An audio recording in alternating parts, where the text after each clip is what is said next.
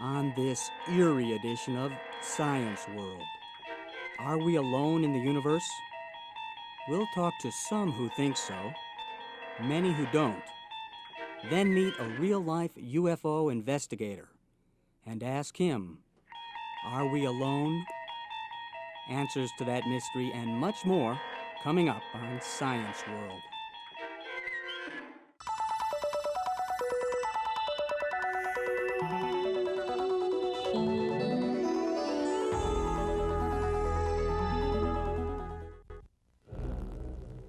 Many swear they've seen them, ridden them, even been abducted by them. Others have dreamed them up, faked them, and know darned well there's no such thing. And while their existence has not been proven, there is no doubt flying saucers, unidentified flying objects, space aliens are a great curiosity. In addition to books and movies and film clips, there are well over 600,000 internet sightings of UFOs. Proof positive, not that extraterrestrials exist, but that many on Earth believe they do. So if there are intelligent beings in the universe, one obvious conclusion might be that we're not among them, or that we human beings are apparently not worth contacting. There is also the possibility, as we scan the sky, that signals have come from other worlds and our technology is too primitive to find them among the inherent noise of the universe. American University astronomer Richard Berenson.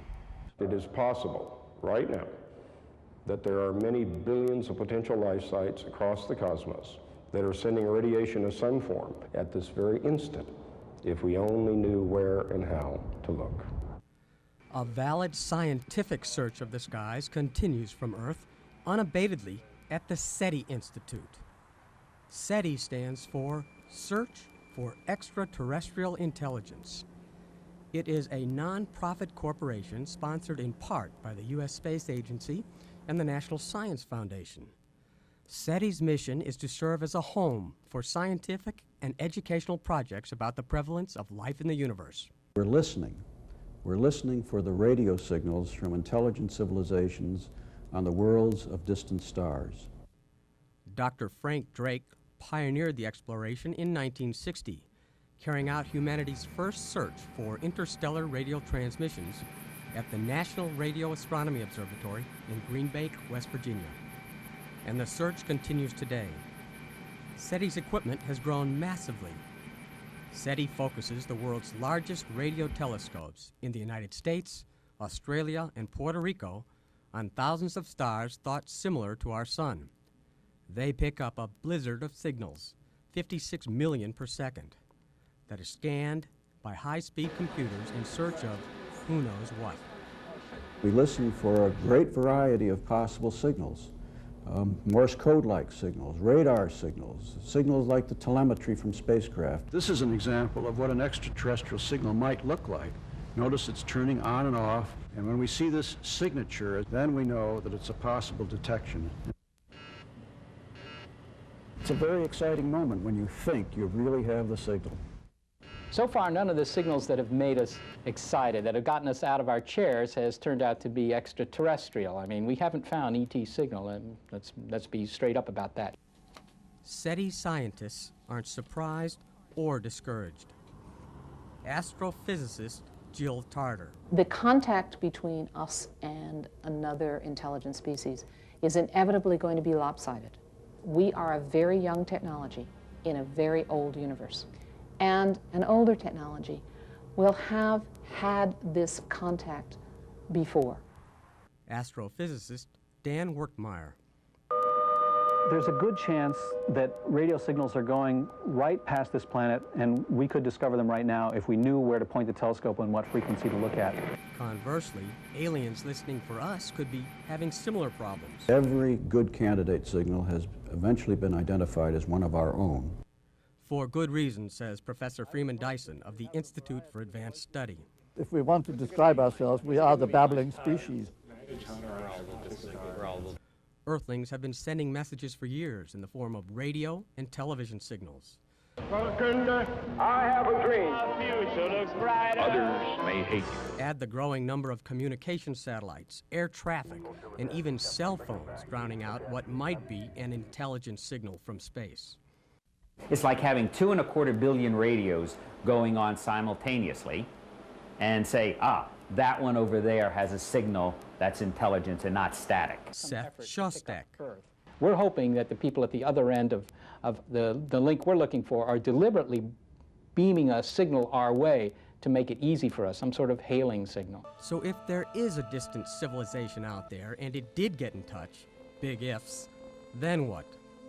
Right now, we don't have any way of answering the question, should we reply? And if we do, what should we say? And who should speak for Earth? The SETI folks aren't discouraged in the least.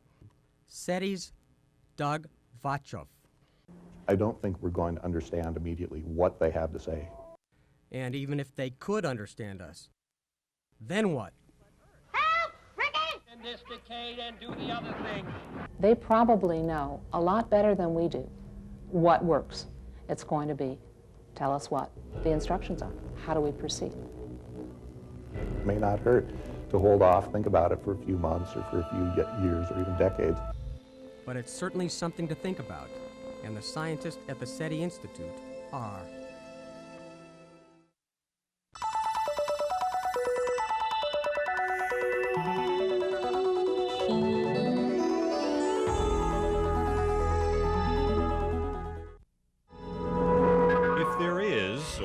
Was life on Mars. It's clear now from the U.S. Pathfinder mission we're not going to find what we'd hoped to find, sophisticated creatures you could sit down with and talk to.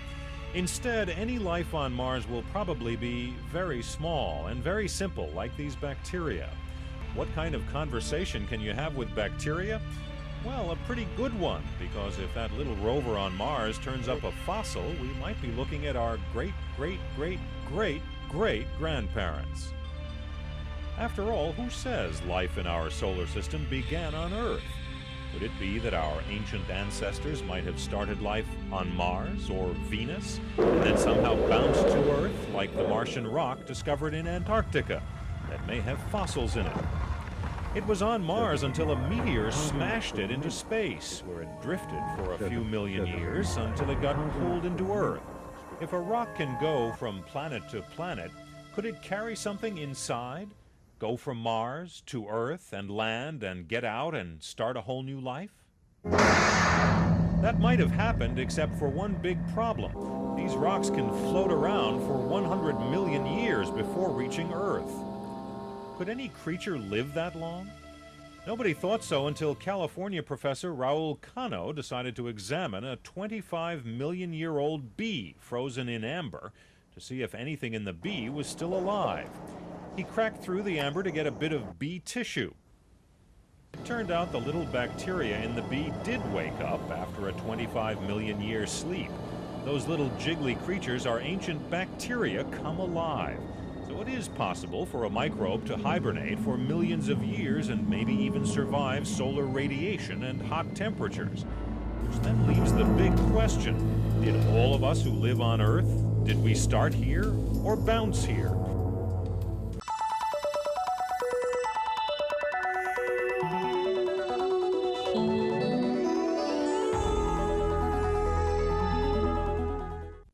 And 101 once again for an afternoon high in Roswell. 103. Hundreds of reporters, thousands of visitors, and millions of their dollars recently poured into this southeastern New Mexico town called Roswell. The look and the feel of Roswell is very much the carnival atmosphere you'd find at a fair. That's what makes it all so utterly strange, for what was supposedly being celebrated here was nothing less than the astonishing human capacity and need to believe. I really think that something did happen in 1947. And yourself? I'm not sure, but I'm not discounting the whole possibility either.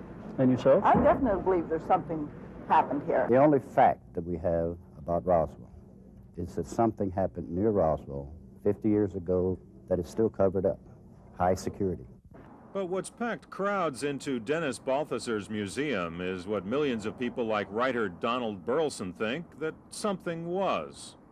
I think there's very strong evidence that in fact it was extraterrestrial in nature, that bodies were recovered, that a craft was retrieved, and that there has been and continues to be an enormous cover-up to this day.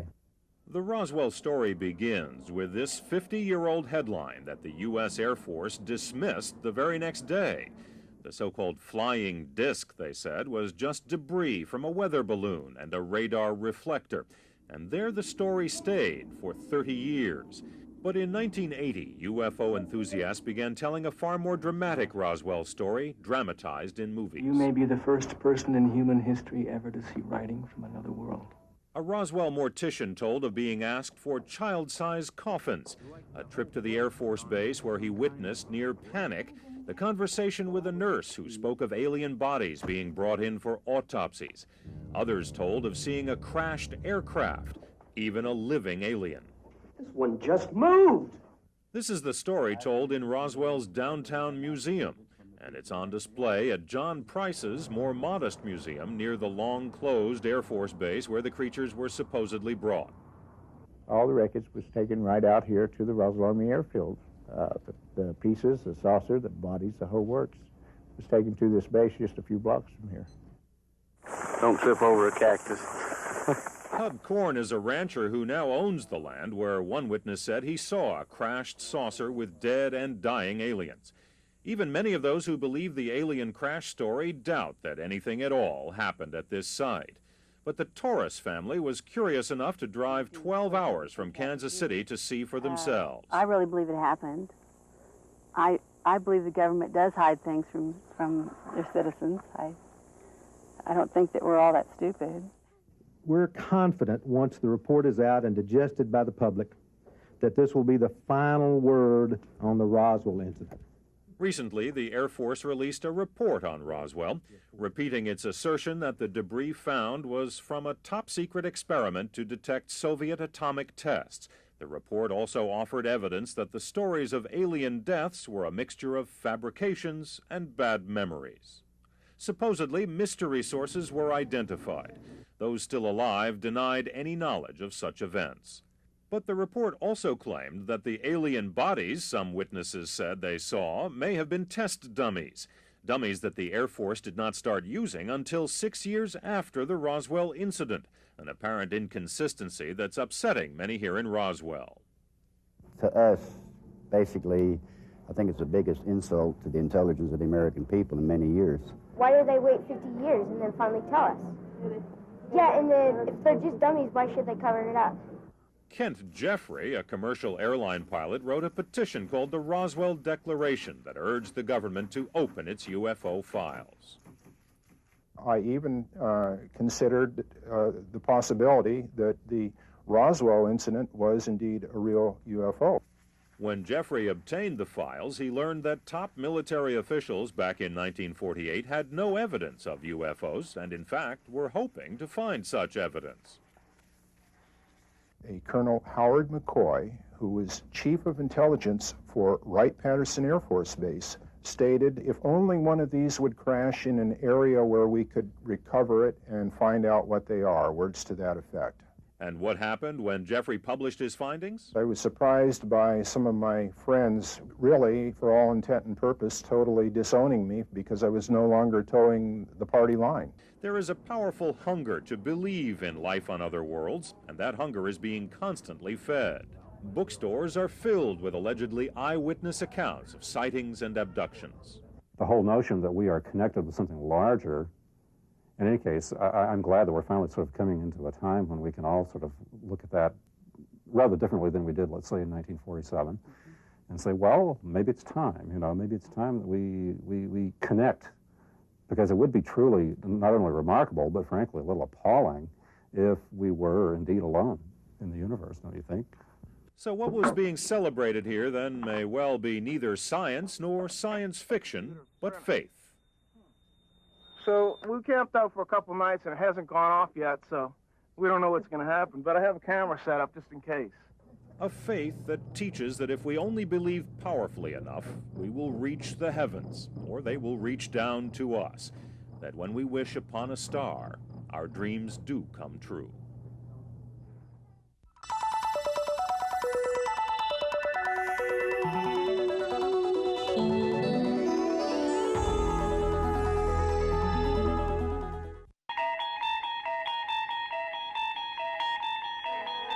Washington, D.C.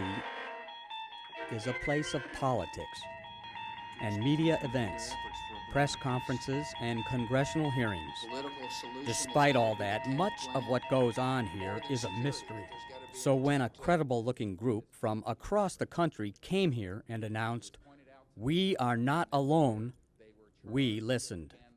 I know we're not alone in the universe. I was involved in situations where we actually did recoveries of crashed saucers, for lack of a better term, debris thereof.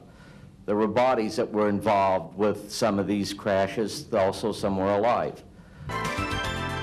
This is Talk to America with Carol Pearson. Yesterday, there was an amazing news conference at the National Press Center in Washington. It was conducted by an emergency room doctor who has spent a great deal of his personal time interviewing people who say they have seen UFOs. These people all seem credible.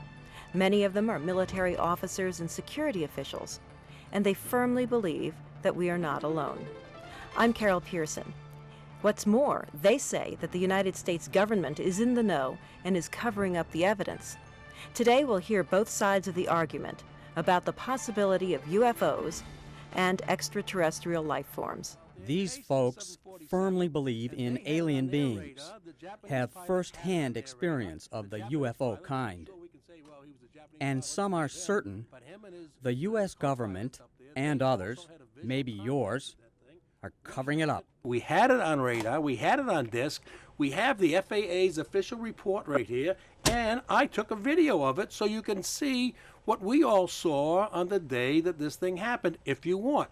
Almost universally, UFOs and the possibilities of extraterrestrial life forms interest us. So we looked about for an independent investigator and found one in our very midst.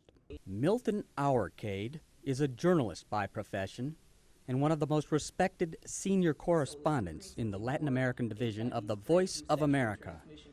His beat is primarily politics, but when he's not discussing trade or changing U.S.-Latin American relations or AIDS policies, he has another serious interest. Investigador de ovnis. Investigador de ovnis. That's Spanish for UFO investigator. I think that's a good description of what I am. Investigator, someone who studies the general problem, the general issue, and someone dedicated to this subject for almost 44 years, 43 years, let's say. Milton Auercade is a UFO investigator, a detective, a Sherlock Holmes, so to speak, of things extraterrestrial. He's written 3 scholarly accounts of his studies. We were not looking for the little green man around the corner, but we were looking to find the truth, and that was all.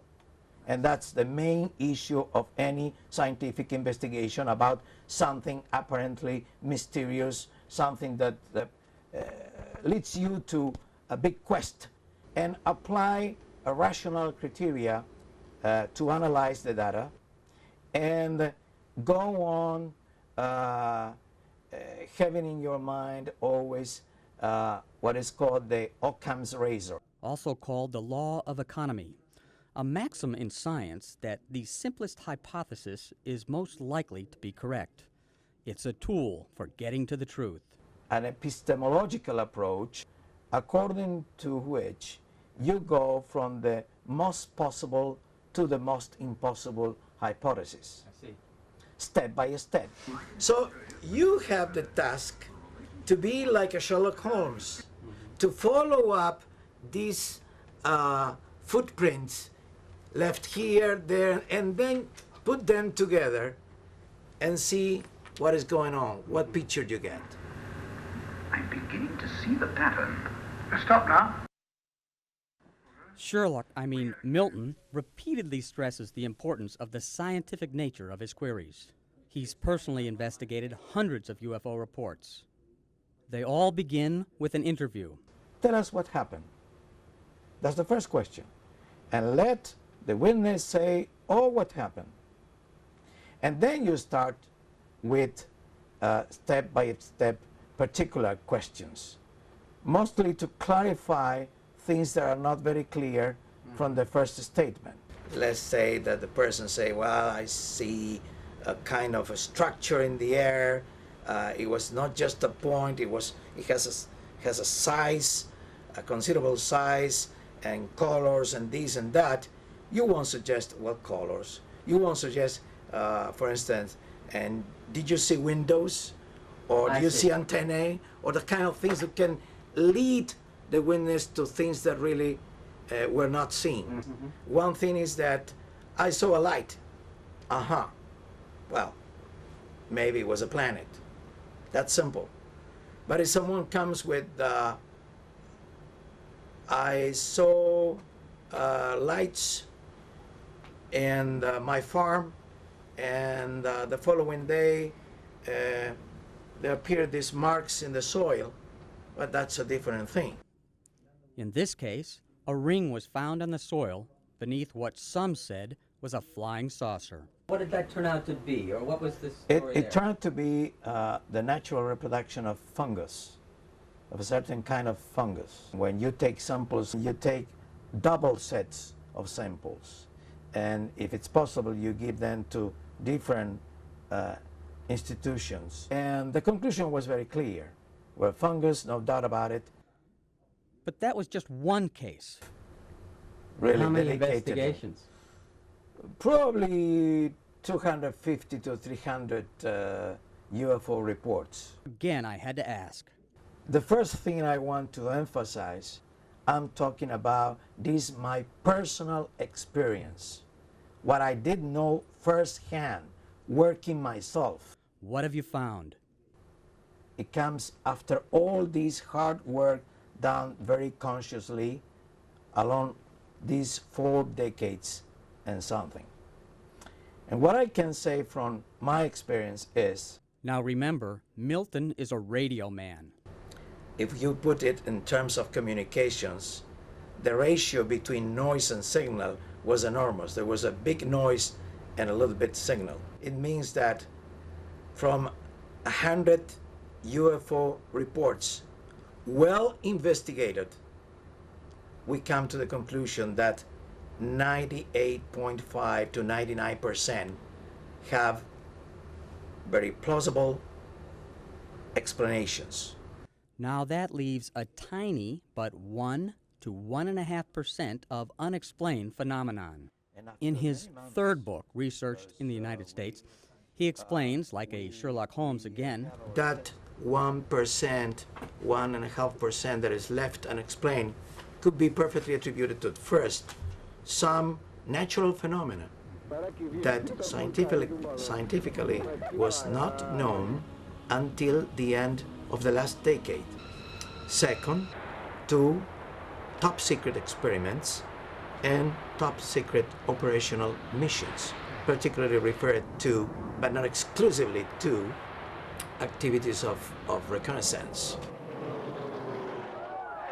His other argument is that these sightings are something of a Cold War phenomenon. After the Berlin Wall came down in 1989... It's a symbol of the end of the Soviet Union, and then the end of the tensions of the Cold War, and a new world that comes out after that.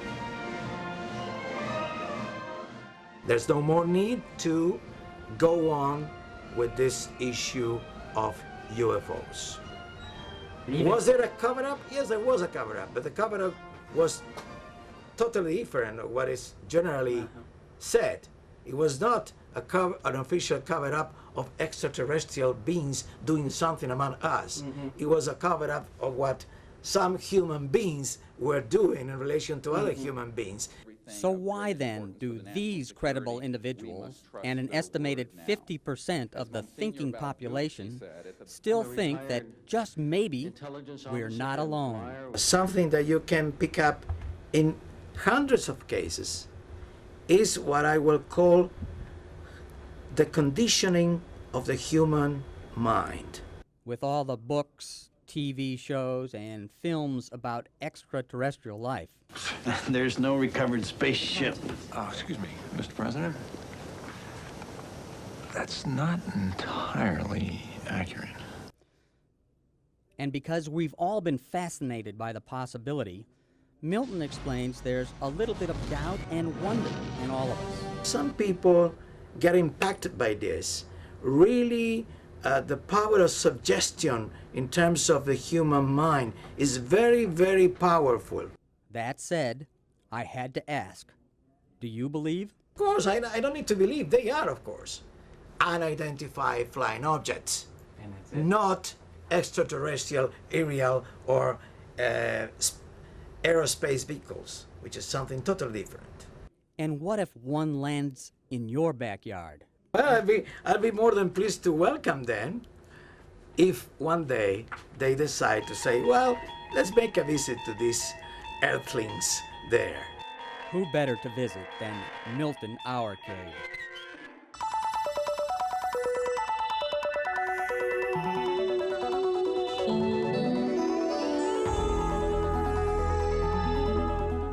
If anyone wants to get in contact with me just to request a book or to change ideas or to pose some questions, I will be more than glad to receive your mail.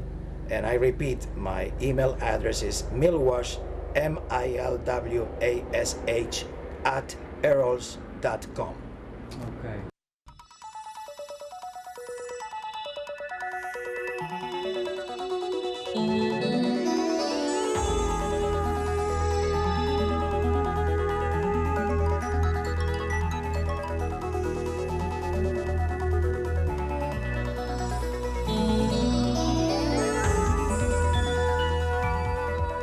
Thanks for watching. Please let us know who's watching. We'll try and respond to all your comments and questions.